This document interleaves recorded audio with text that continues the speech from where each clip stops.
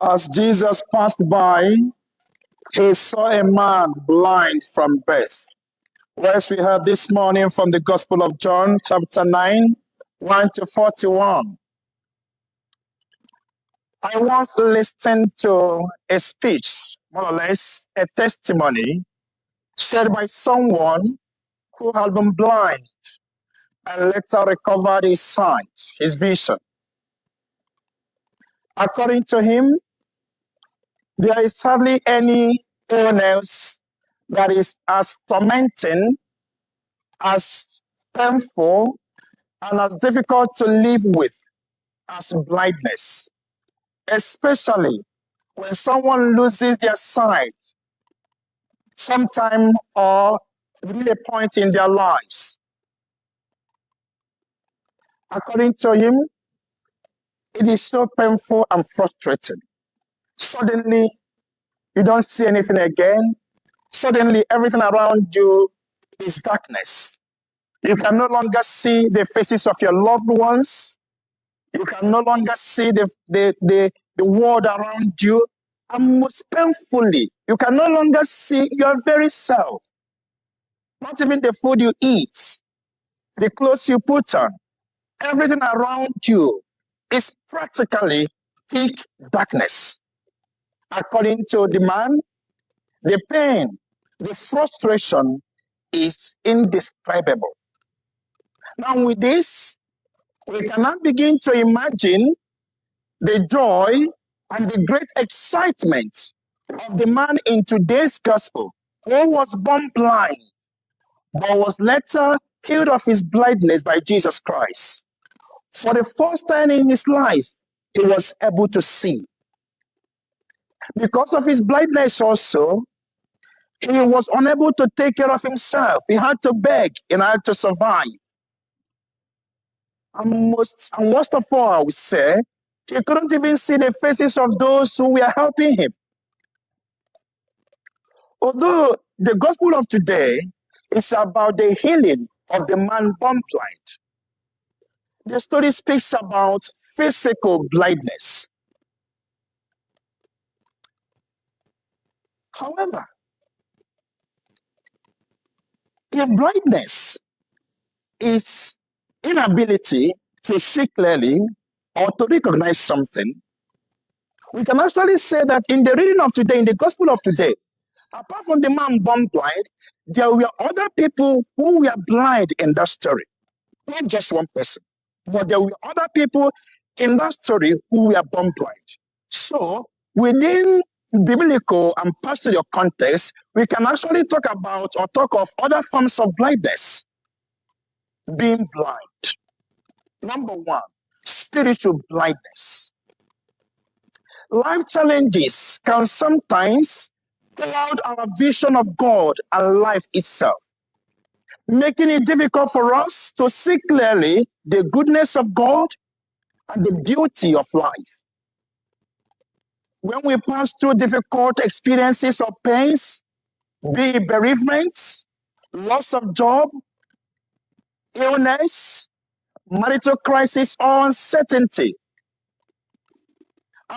our attention naturally focuses on the pains we are experiencing, that we are unable to see beyond our situation, beyond our struggle. Just like physical blindness prevents the person from seeing his world or their world or the people around them, the weight of the pains we carry sometimes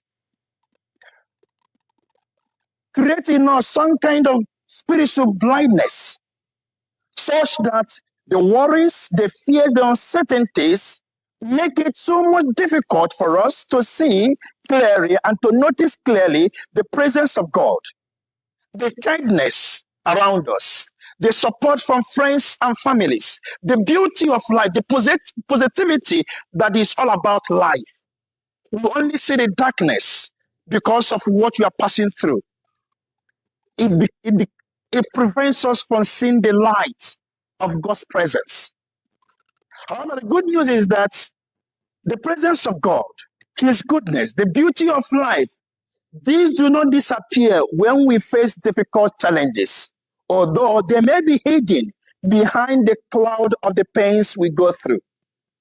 Now, in the gospel of today, the Pharisees were spiritually blind because they couldn't see the finger of God in the miraculous healing of the man born blind. Even when the man insisted, it is Jesus that did it. Even when they could identify that this man was blind, yes, the parents testified.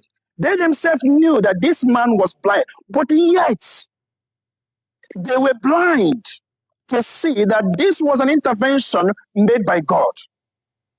Spiritual blindness.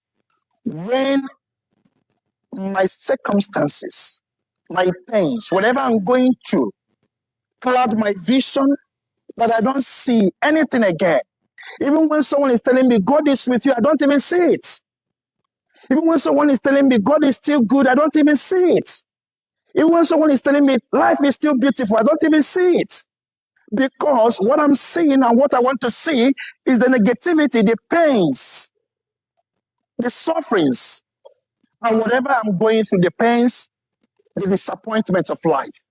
So I am spiritually blind when my circumstances prevent me from recognizing the presence of God, His goodness, and also His interventions in the world. Apart from spiritual blindness, there is also an emotional blindness. I am emotionally blind when I treat or regard something as good or bad, depending on the person who did it or the person who does it. Maybe I use an analogy to explain this. I use myself.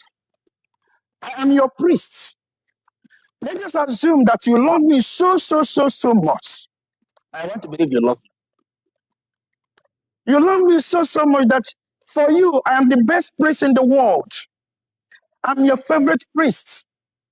So because of that strong affection you have for me, because of that strong likeness you have for me, whatever I do, whatever I say is good and correct. You don't see anything error, anything wrong in whatever I do or say, because you love me so much and I'm your best priest. Even when everybody is saying, Nathaniel is wrong, Father Nathaniel shouldn't have done this, you will stand up to defend me, to support me, because of the affection you have for me. You don't see any error in what I do. However, if that is something, the same action is done by another priest, Father John perhaps, or Father Joseph, under the same circumstances or the same situation, you'll be the first person to oppose it and to criticize it because that priest is not your ideal priest. You were able to see clearly that this was wrong. But if it was done by your favorite priest, you wouldn't see anything wrong about it. Affection, familiarity,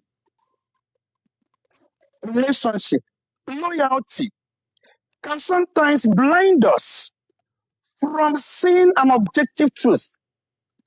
In the first reading of today, God sent someone to the house of Jesse to anoint someone without mentioning the name. So when Samuel got into that house, he saw Eliab and was immediately excited about his appearance and height. And God said, Samuel, do not be blinded by his appearance and height. Look beyond that. That is not the person I have chosen.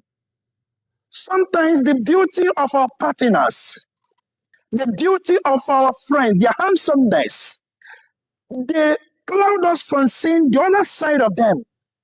You don't see any other thing but how they look, their beauty. Emotional blindness. On the other side of it also, hatred, ethnicity, or even political affiliation could make us or could blind us that we don't see the good in the other person. I use American politics because it's quite interesting as an example. When a Republican becomes the president of the United States, whatever he does is not accepted by the Democrats. They will always find reason to criticize. However, if the table turns and a Democrat becomes the president and does the same thing the Republican did when he was the president, those Democrats who once criticized the Republican will start clapping for him, defending him because he's their party man. Political affiliation, even ethnicity, he's from Nigeria. So I stand to defend him, I stand to defend her. Whatever he did is not wrong.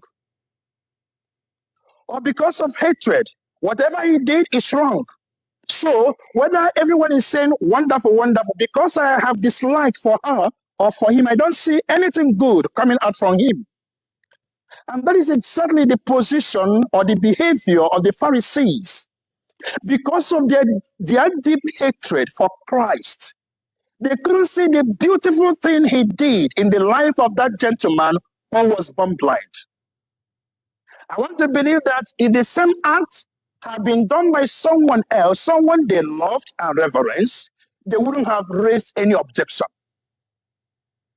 So, dear friend, the question today is the same question the Pharisees asked Jesus Christ. Are we blind? Am I blind? Does something prevent me from seeing very clearly the presence of God, the gentle interventions of God? What is preventing me from seeing the good in the other person? What is preventing me from seeing the errors my partner is actually making? What is actually preventing me from seeing the truth? What is preventing me from seeing the goodness in the other person? Is it because of where he comes from, or because of what he believes, or because of how he looks? So, dear friends, as we continue our Lenten journey, maybe we may add to our list of prayers. Lord, heal me of my blindness, that I may see you clearly in every situation, that I may see your finger in everything that is happening around me, that even when it's so dark, I can still see you in the midst of that darkened situation. Open my eyes that I may see you when everything around me is dark. Lord, open my eyes and heal me of my blindness, so that no loyalty or resentment, affiliation of any type, or relationship or love will blind me from seeing the truth, the beauty, and the goodness in other people's life.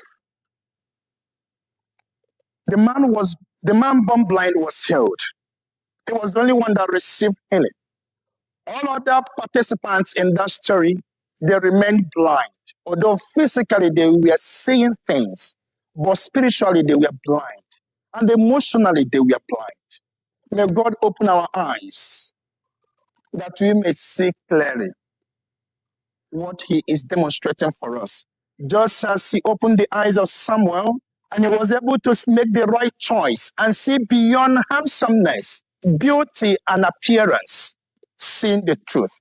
Sometimes the truth, the goodness, the presence of God can be behind what you are seeing as an immediate vision.